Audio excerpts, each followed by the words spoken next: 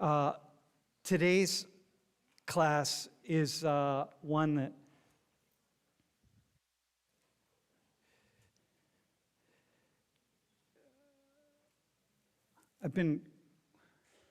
that hits home and very personal for me.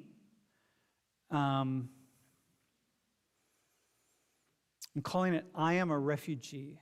And we have a guest today, and she and I together decided that this would be a really good title for the class. And before I introduce her, I want to say a few things about what's happening in Gaza and the West Bank. And can you go to we'll just start going here. So back in 2011 at World in Conversation, we did our first global dialogues that were virtual. And they were with students in Gaza.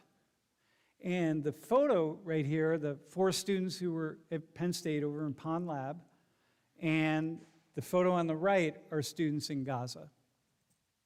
And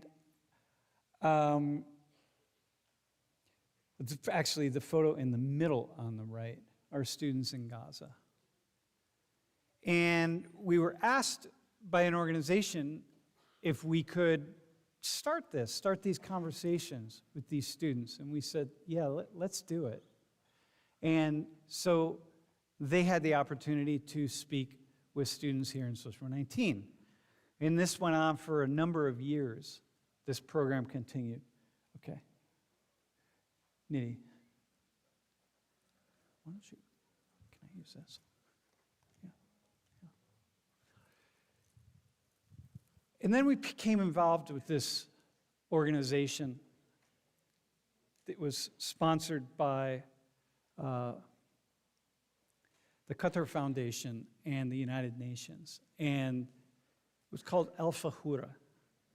And Al Fahura was working with students in Gaza to empower them and uplift them, and all sorts of educational activities. And the team right here is part of the UN Al Fahura team that was involved in making this work for these young people in Gaza. And the guy on the far left became our partner and became my friend. His name is Farouk. And he was living in Doha, and this was at one of our team meetings in Doha, in which we were really planning out how we were going to work with these young people. And this is Mosna.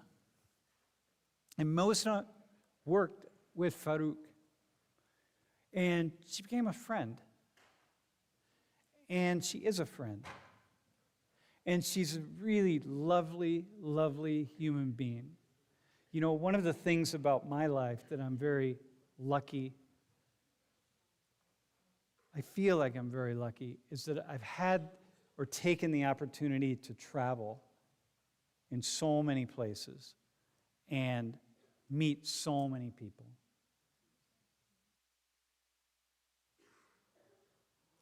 Hey, Nish, can you turn the volume down on the stream for a second?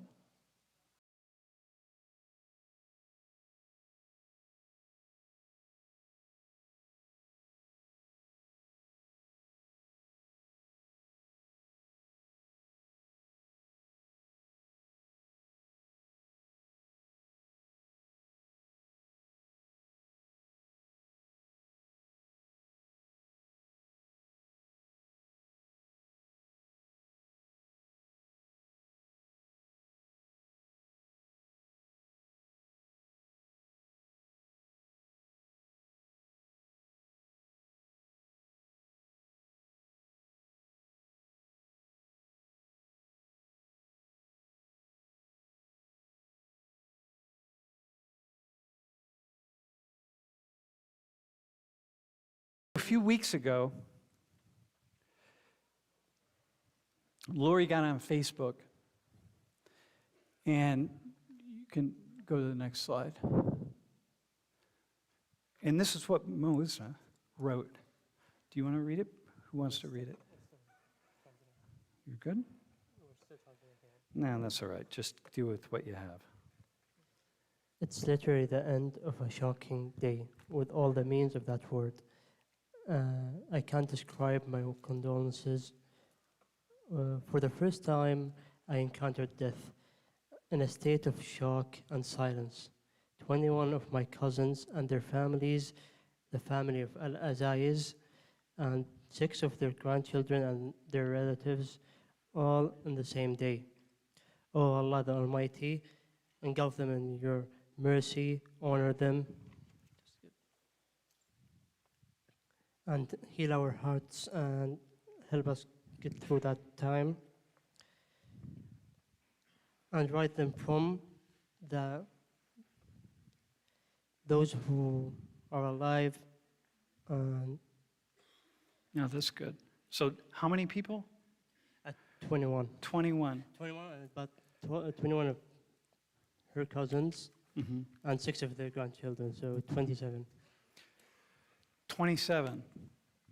So Mosna,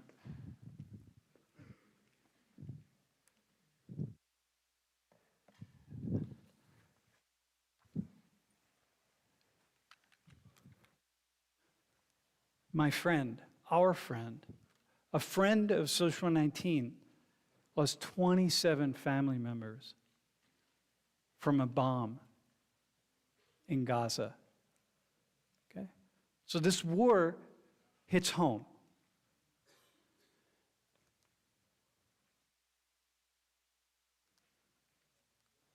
Here's Mosna. So this was us. I took these photos of her. And in one of our gatherings. And this is her. And this guy right here, Ibrahim, let me show you Ibrahim. See that guy? The nicest guy. Funny, nice, such a loving person. I took this photo of Ibrahim. He's my friend. He's in Gaza. The war is real. It hits home. He's also a friend of Social 19. And this woman in the middle, that's Lubna. She's my friend. Been working with Lubna for years, and she directly worked with Farouk, with all of these people in Gaza. And she said, I talked to her today, that Ibrahim just reached out to her to say goodbye because he doesn't think he's going to survive the invasion of Gaza by Israel, Israeli soldiers. He reaches out to her to say goodbye. And this man on the left is such a lovely, lovely human being. His name is Shadi. And he left Gaza and went to Belgium to get his PhD, came back to Gaza, but just got evacuated the other day from Gaza by the Belgian military, leaving behind his entire family, not knowing if he's going to see him again. And this is Mariam and Nora. We were at a conference in Gaza. These two God, the just beautiful souls. So kind and generous and giving. And they, each one, I wanted a picture with them and they wanted a picture with me. And so this was us. These were the photos. And I think like, man, you just so sweet. They're in Gaza. And as the bombs are coming down in Gaza, I'm thinking of them. And I don't know if they're still alive. It's real. And then it's real to all of us. Because they've been in conversations with Social 19 students, so many.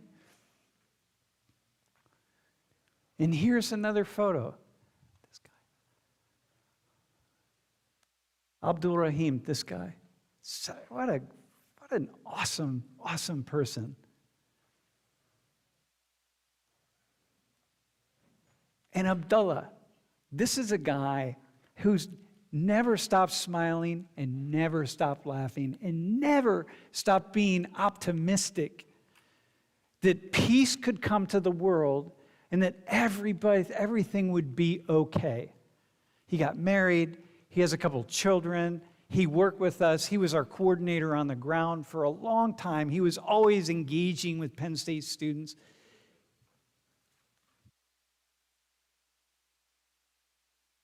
And every day for him now is a day of terror. And Lori just communicated with him. It's like, dude, how you doing?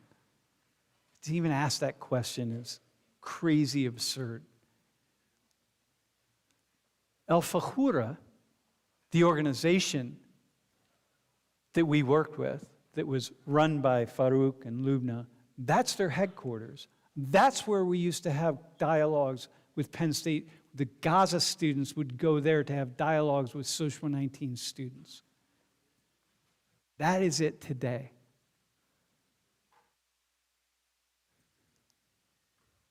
And this is a school that just got bombed, that Al-Fahura built. 15 people killed. So we can tell the stories about the Hamas, they store their weapons in a school, or they hide out in a school, or they send bombs over to Israel from a school. These are the stories that we tell. There's 15 people died. We all have to come up with some reason to justify the bombing and the killing. 15 people.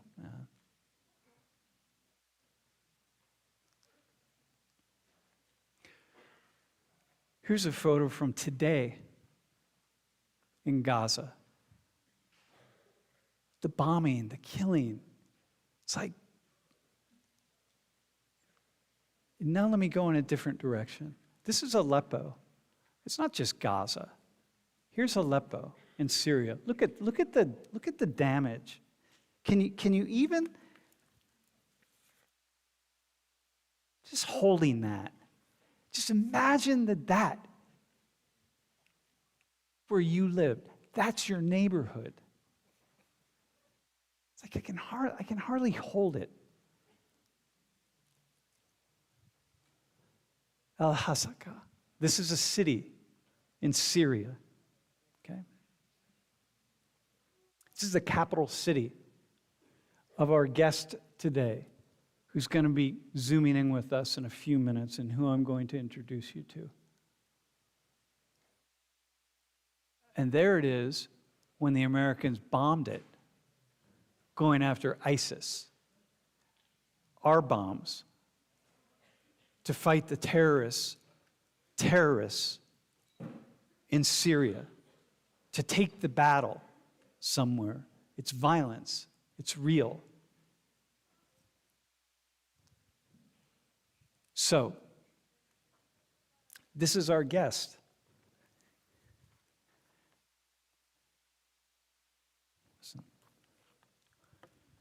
This is, just want you, before we bring her onto the screen, that's her as a little girl. Suad. That's her as a little girl. So she's going to tell us her story. I just want you to hold that face of this beautiful little child. And all of my friends in Gaza, all the people I'm connected to, they also have photos like that of themselves. Everybody does. It's no different.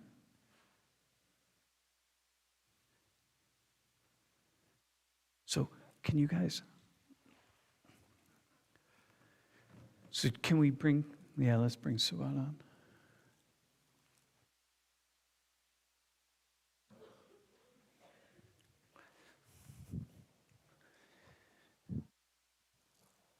Suad, nice to see you.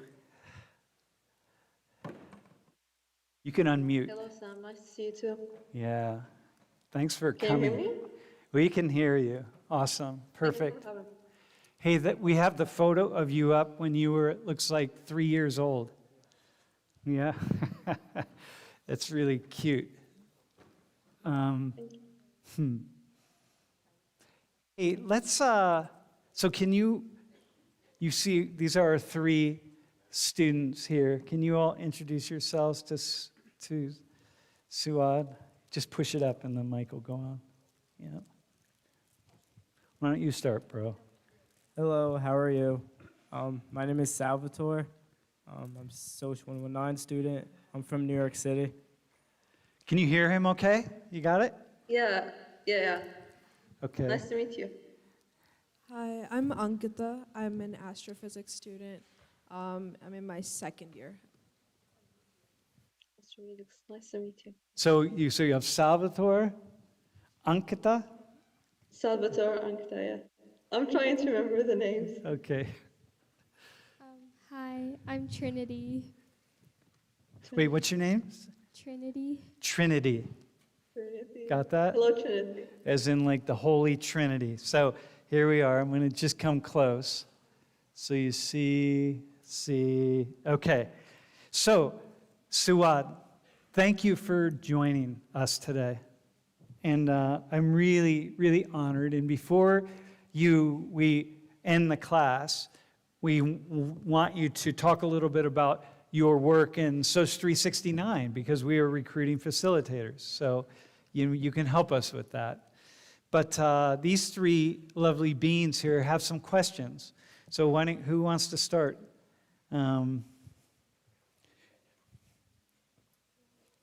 You want to start? Go ahead. Ankita's going to start. So how old were you when you left Syria? I think I was like between 11 and 12, and like this is something that a lot of people don't expect because you would imagine that such a major event in your life would be something that you would remember and you would remember the exact date of. Um, but something that even I, like being a psychology student myself, even I can't understand. I actually can't remember like the exact age or the exact time or even the weather when we left. I think it was like between 11 and 12. I was in the 6th grade.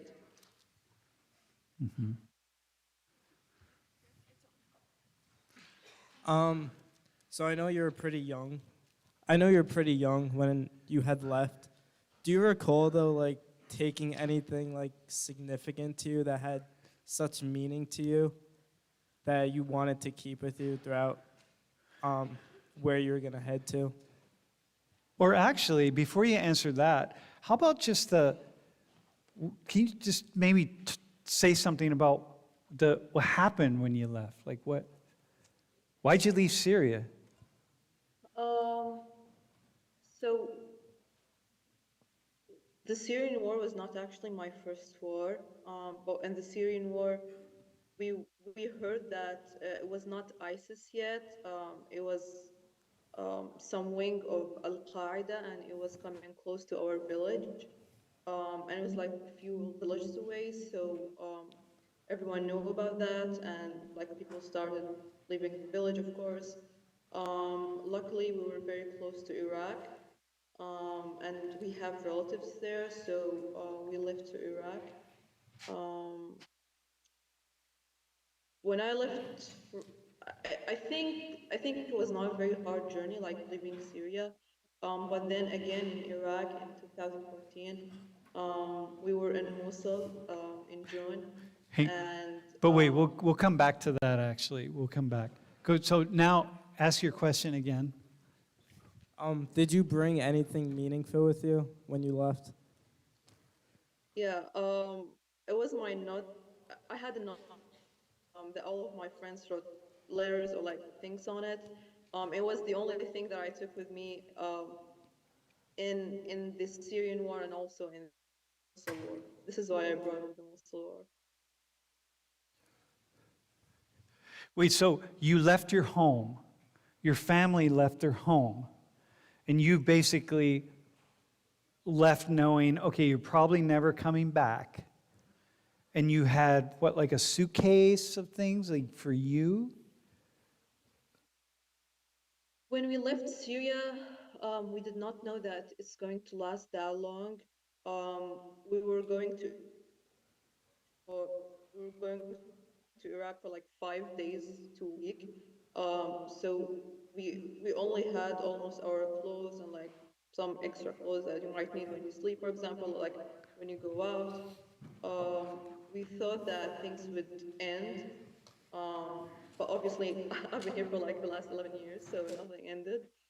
Um, but I took my notebook. I also want to take other things like my some of my school books.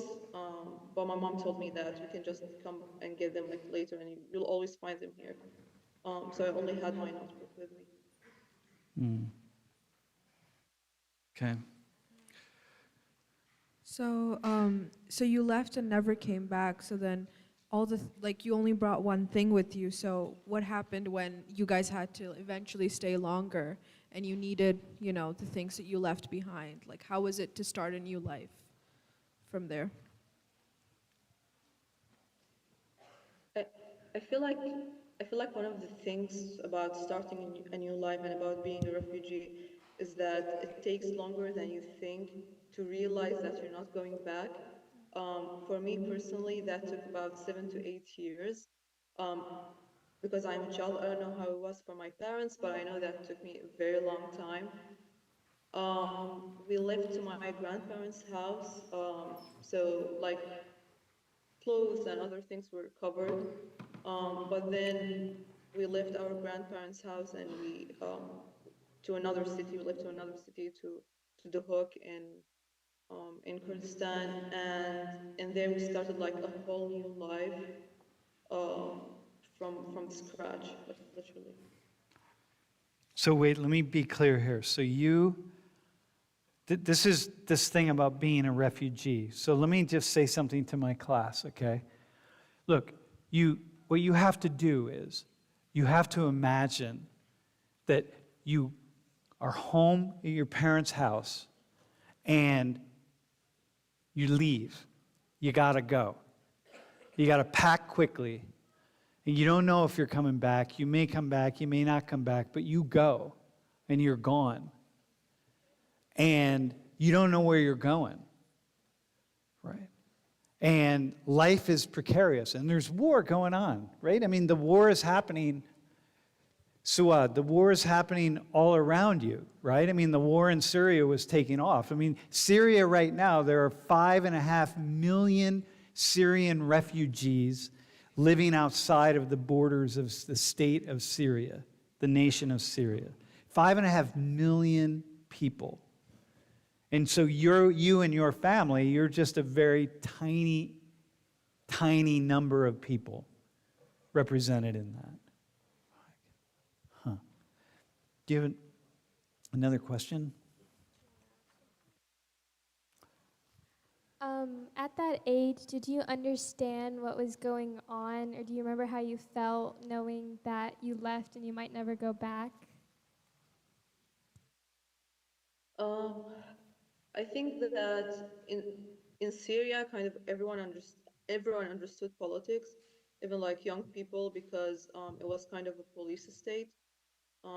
So like you would be very young when your parents first educate you about how the police system is working and what should what, like how to be careful enough not to be caught or like not to be the reason your parents end up in prison.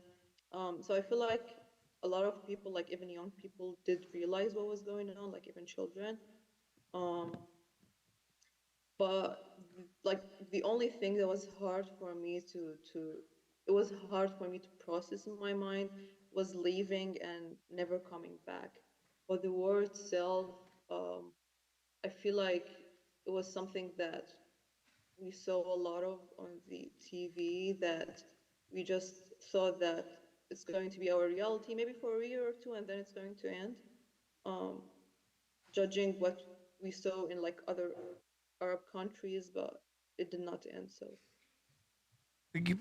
Okay, I want to jump in here fast. But you must have been so scared, though, right? Like, what did you do with your fear? Uh, I don't know really.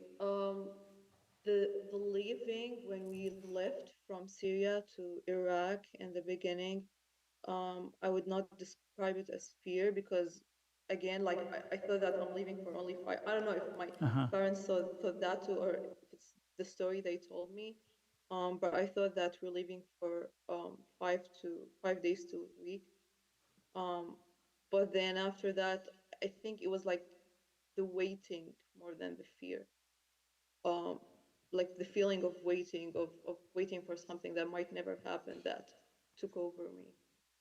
Um, I really can't remember how I handle it, but I know that it was not really the best time of my life. Can do, So you went to like camps after you had to like leave Syria? Um, After leaving Syria, we went to some relatives and my grandparents actually in Iraq. But then so we left, but my father stayed in Syria because like he wanted to keep the house safe. But then even my father had to leave when the terrorism group eventually got there to the village. Um, so when my father came to Kurdistan, which is like a region in Iraq, we came to Kurdistan too, and my father decided that we're not going to stay in camps. So we stayed in a small village in like northern Iraq, northern Kurdistan. It's near Turkey. Um, the house we stayed in, I would say like a tent would have been better. Um, but I think that my father maybe wants us like not feel like we're in a camp or like in a tent. what could you say something about that house? I know we have a photo of you. I think in that house, right, the one place. But I don't want to show it yet. But can you say like something about that? Like what? It was, here's the thing, it was like a big house, a very big house with like few rooms, but but like most of the rooms were not, you could not live in. They were wet, and in the winter, like the whole room would get really wet. And few of the rooms were like already occupied by, I don't know, some like old furniture and things that we did not touch. But like the room, like the place we lived was only one room. Um, we were a family of five. We stayed in that room for like 2 years. The good thing is like we had our front yard was kind of big, so that was like the only window. Um, but we stayed in that room for like 2 years, and I can't really remember how big that is, but I know that my current dorm's room is almost as I think it's almost as big as that one. And my dorm room is very small. Hey, do you have a? I want to show a photo here of you. This is the one of you on the bench in your hometown, right? Another really like cute. You're just coming of age. How old are you in that photo where you're drinking out of the water bottle? Um, this picture was actually taken in Aleppo, Oh, in Aleppo. Okay. Yeah. family vacation. Yeah. And I'm drinking something we call shanina. In Kurdish, we call it avado. It's like yogurt mixed with water, and it's one of Yeah. the tastiest thing I've ever tasted. And I'm eating shawarma. It's also a Levant dish. Um, I think I was seven, maybe 6 or 7. Um, and this picture is like one of my happiest memories. Yeah. How so? happen again. Yeah, why do you say that? Like, what do you remember? What do you feel, like, what do you feel when you feel happy? So what do you connect to the happiness? Uh, The park was very big and green, and I feel like big and green and everything. So I personally connect to happiness. Um, but also the feeling of like being comfortable and knowing that you're safe, because like the greenish, mountainish happiness can happen. Um, but the feeling of being safe and knowing that like you are staying here, like you have roots where you are, um, is something that like 5 million people lost. I think that what you just said about feeling safe, like you go back in your memory, this is a space in your memory that you hold where you felt safe. In the big green space, you were 7 years old, you're just loved by your family. There's no war, it's just you being you. I'm going to show the other photo of you. Come on. Ah, dude, that was me. Can you go to the next slide? Yeah. This is your first snowfall. Where was that? Um, my first snowfall was we left Mosul and we lived in the house I was talking about. Um, so at that year I don't know if you can see the wall behind me, but it was like a bit high. So I would go there and I would like look at students when they were going to school and when they were coming back, and I felt very sad and disappointed, and I also feel like I have no goal in life because I could not go to school at that time. And I was like a very good student when I was in Syria. So it was like a very sad year. But then this was my very first snowfall. It was the very first time that I see snowfall. So I think that you can see how happy I was with the snow. This is why I really cherish and love this picture, because um, it brought something to me that I had lost for a long time at the time.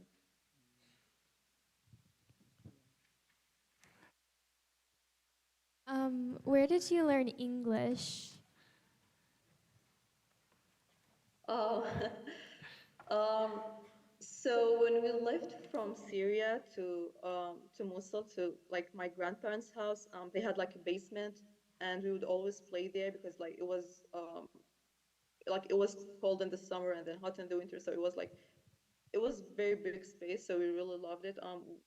We used to play in the basement, and it also had a TV. Um, there was a bit of racism going on in Mosul at the time, especially against refugees. So my grandparents wanted me to like stay inside as much as I can, just to problems.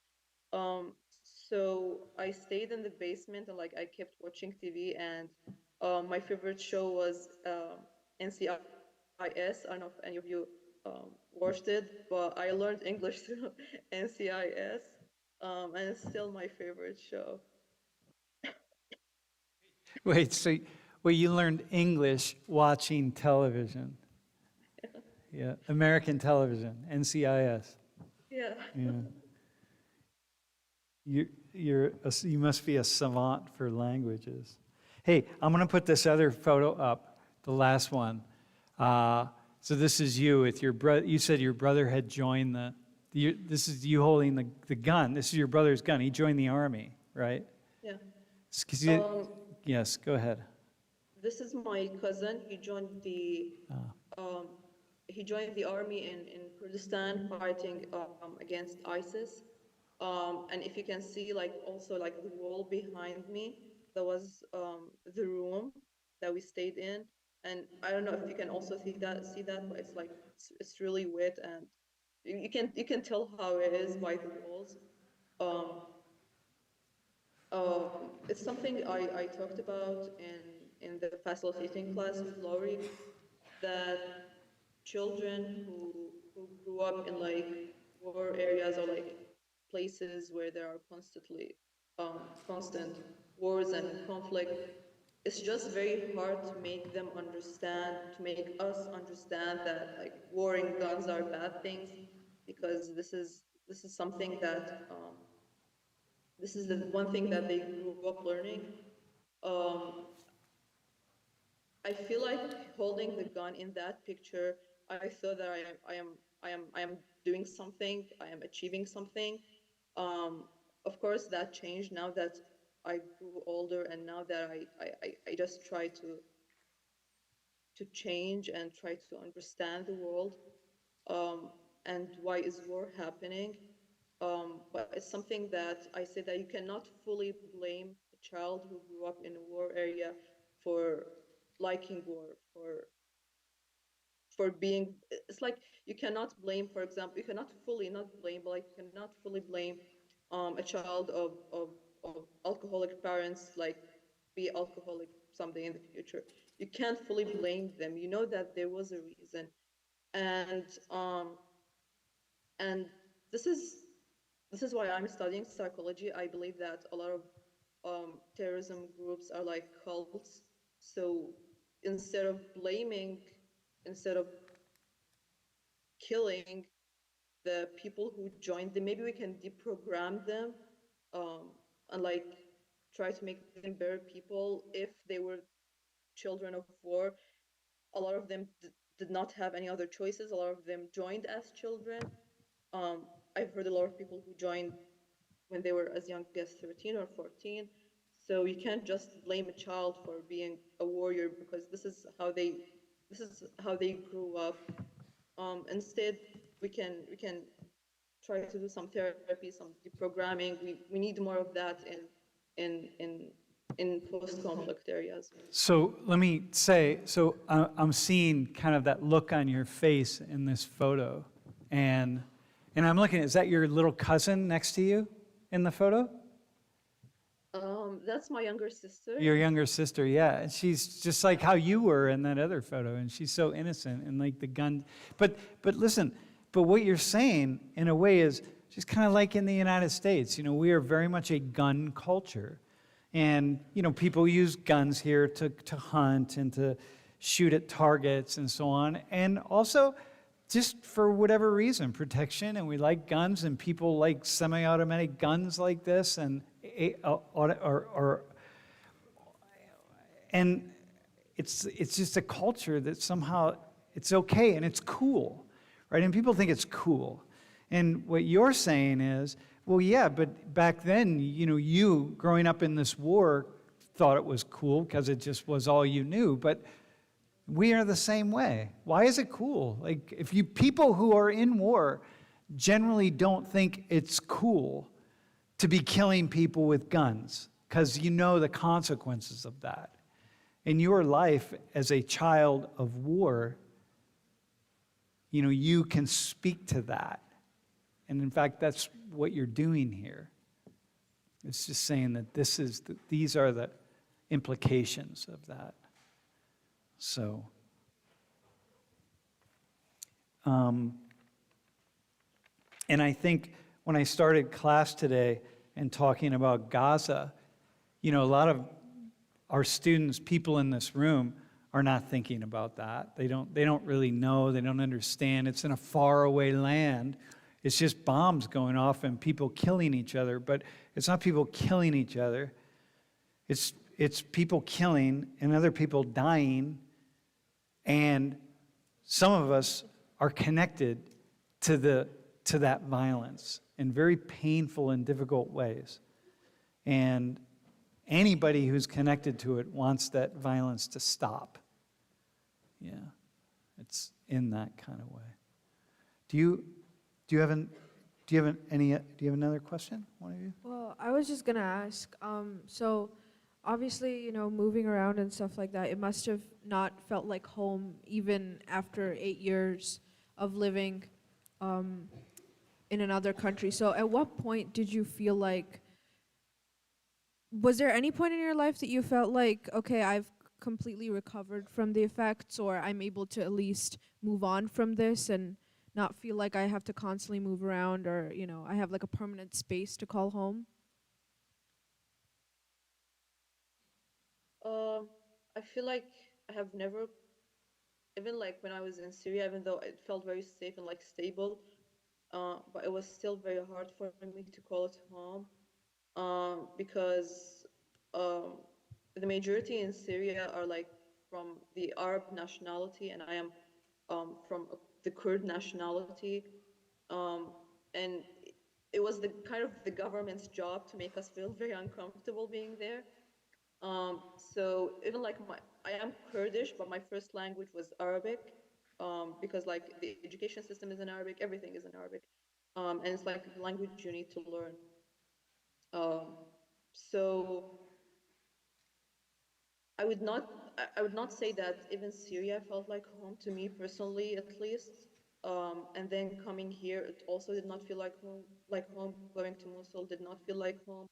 I feel like there was a point in my life, um, and I think it was like 3 or 4 years ago, um, 3 years ago, when I decided that maybe it's not a good idea to like try to make any place feel like home. Instead, maybe to bloom wherever you're planted, or like however the saying goes. So I'm just like trying to, wherever I am, to benefit the people that I am living with, um, to try to give something for the community, even if it's not my own community, even if if if they don't recognize me, even if they want me out of the country, but giving something to the community, and like giving something to to the people around you. I feel like that was the point when I decided that maybe I don't even need a home. This is enough for me. This feels safe enough. Hey, I have a quick question. Actually, it's not a quick question. So you were in Mosul when ISIS was in Mosul, okay? Um, so the class watched the students in the class watched the video of Bassem when Bassem was here a few years ago. And how was that for you? I mean, that was, what do you remember? Like, what did you experience? Because you then watched the destruction of old city Mosul, right? Getting rid of ISIS. So how was that? This is like so this goes back to your second war that you experienced, right? My mom is from Mosul, so my grandparents also live in Mosul. Um, so when everything first started, I clearly remember that it started at around 2:30 a.m.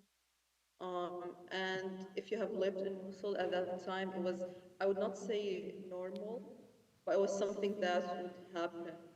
Um, just to hear random explosions and like people shooting, and actually it also happened in 2013. I remember that I was also in Mosul on the 6th of June in 2013, and there was also like a lot of explosions and um, a lot of shootings. So when it happened again in the following year, we also thought that it's going to stop after a few hours, um, but then it did not stop.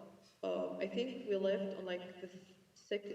I think it was like the third day, because I remember staying in the basement for a while. Um, we stayed in the basement for a while, and then when ISIS completely took over the area, because you can't leave when there's like a street fight. You have to wait until one of the one of the armies or wherever it is like takes the area completely, so you can leave the house. So when So ISIS, wait, I just want to paint this. I just want to hold this for a second. What you said is, so you're hiding in the basement, you hear gunfire and bombs going off outside the house. You're locked inside. You can't go out when this is happening because obviously it's dangerous. First off, how old were you at that point? uh, I was very sad because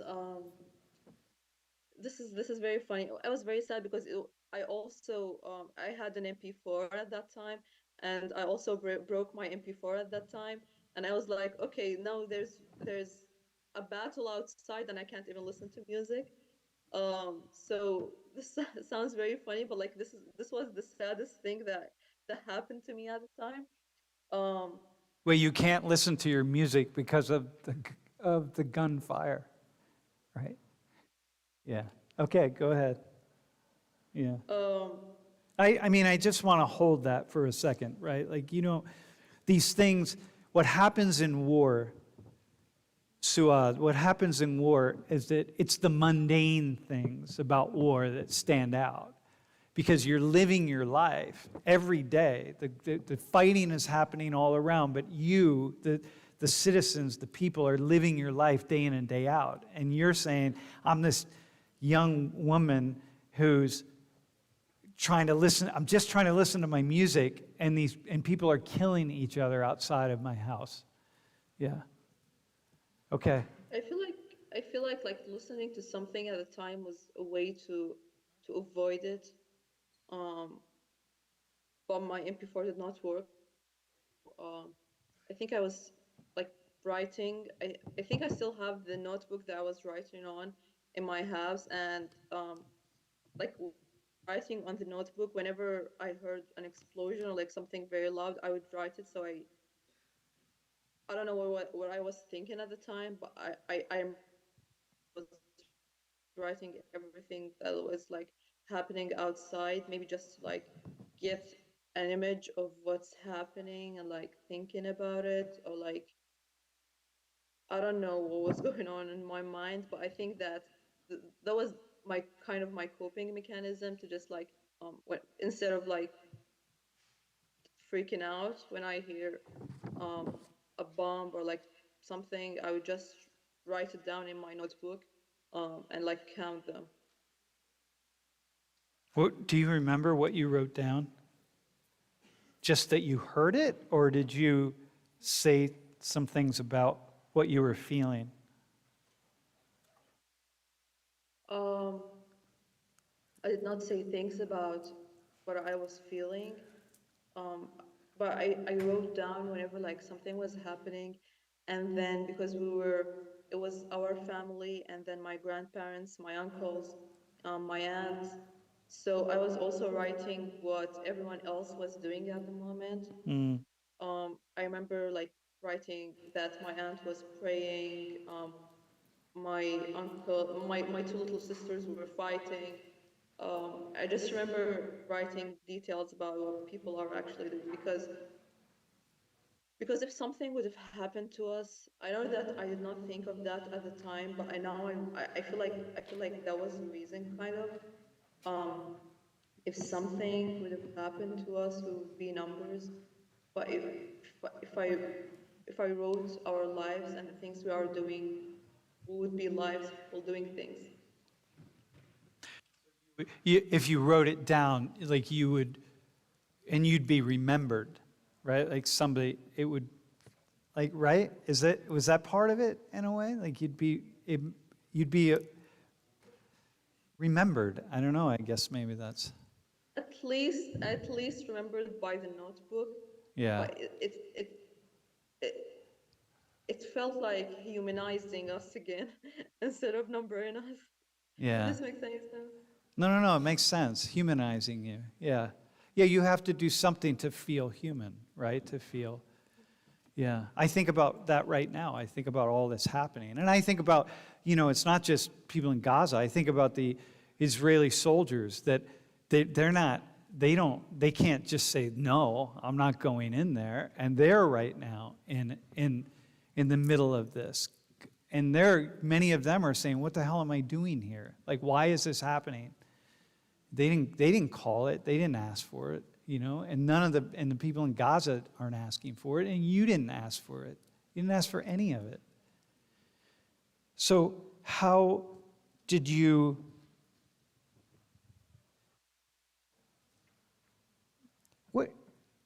anyway, you go ahead, man. Going back to the pictures of you as a little girl, obviously I'm looking at one right now.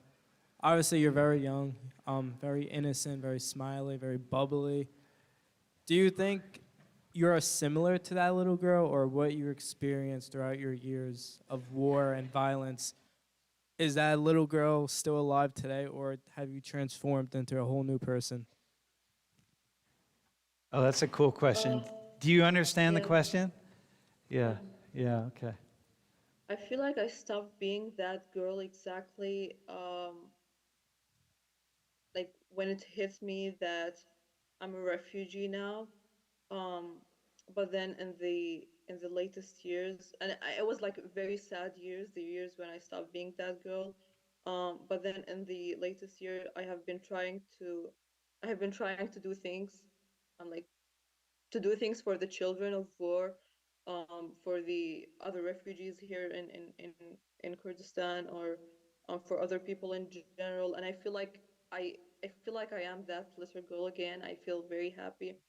I feel like I am doing something, and I feel like even though the war is happening, and even with everything happening, people can still be good, and people are still good. And I don't know how to put this in words, honestly, but I feel like you get the sense of happiness when you help people, and you get the sense of childhood and innocence again. So this is, if we can stay with that a second. Let me hang it. Have a seat again, real fast. I'll call you back up. So you're, yeah. Why are you working with? Does anybody recognize her from one of your dialogues? Anybody you recognize her? Yeah. Why do you do what you do here? Why are you working with World in Conversation? Why are you? Because something I learned, like after war and like during war, and seeing everything that is happening, is that it's very hard for people to put themselves in in other people's shoes. And no matter how much we try to, there are always things that we have to like there are always things that we can't even imagine, things that we can't even think of, and things that only the people who have been through that, things that only the people who have lived that can tell you. Only they can share that with you. People have very different thoughts and very different ideas and very different experiences, and it's very it's very hard, and it's impossible to imagine all of them. Like a little example of that would be when you watch a movie, and a lot of people are killing each other. John Wick, for example, a lot of people are killing each other. He's killing everyone, and we're all thinking about him, but it's very hard for us to think about the people, like the random guards that he is killing. Um, so trying to think of like all different people all around the world, um, I feel like this is something that World in Conversation is helping me to do. Um, I feel like it's very important as a human, like wherever you are, to try to put yourself in someone else's shoes, and like try to put yourself in as many shoes as possible, and just imagine how everyone's life is. Because if you can close your eyes right now for like um 3 seconds and think of 8 billion people in the world, can you even imagine the different lives they have, and the different experiences they're going through, the different people they know, their families, their relationships, their food, their culture? And it's something that World in Conversation is helping me to do it. Oh, that's that's really cool. Thanks. We have Trinity has a question, and then we have a question from one of our students. What is one thing that you think we should know? Like, can you just put us in your shoes, that we should know something about, like, anything that you would want us to know? Yeah. Oh, yeah. That's a good question. Like a lasting thing. Like when we remember, when people watching, people who are here in the room, when they think back to you, what do you want them to remember or think about? I really don't know. I feel like I want them to remember that um, going back to what I said before, I want them to remember me as the person who's trying to imagine as many lives as possible, and I want them to like if they would take something from all this conversation is to imagine how the refugees in different places all around the world are feeling. There are things that people can't even imagine. For example, discrimination against refugee children in school. We usually, and this happened to me personally, we usually don't get as many marks as the other students, even if we have the same answers, which is very disappointing. It can be very disappointing. Um, there are details that people can't even imagine, like think of. The hate comments, for example, we read like from very random people who don't even know us. Um, just because you are something. Um, so, like, when you say something to someone, just try to put yourself in their shoes and try to imagine that it was you who was going through all of this. What would you want people to do? What would you want? How would you want people to treat you? How would you want people to talk to you? Yeah, that's cool. Thanks. That's a really cool message. Okay, Oh, we have a question. I just have several questions. I don't know if I Just can. ask one, dude. Yeah, okay. So I just wanted to ask, what was different about your family in particular that allowed you guys to leave, to compared to that of the people who actually stayed? Did you guys have like any other advantages, disadvantages, or if you don't know about your own family, maybe like other refugees? Yeah, is it just that you had relatives outside? Yeah. I had relatives outside, and I think that it was like kind of also my father's decision that we are going to leave today, because if I'm remembering that correctly, like um, we left today, and the attack happened um, the day after it, so like tomorrow. Um, so it was that. But also, I know that a lot of people cannot leave, and this is also another thing that I want you guys to know about refugees. A lot of us carry the weight of the people who could not leave, the people who died trying to leave, the people who lost their lives in the sea. Thinking about that, it's something I personally think about that very often, and I feel like I carry all of that, and I feel like I this is going to be very silly to say, but I sometimes feel guilty because I survived, because I have a life that is better than a lot of them, because I did not stay in a camp, because I did not die in the sea. It's just a lot of heavy weight.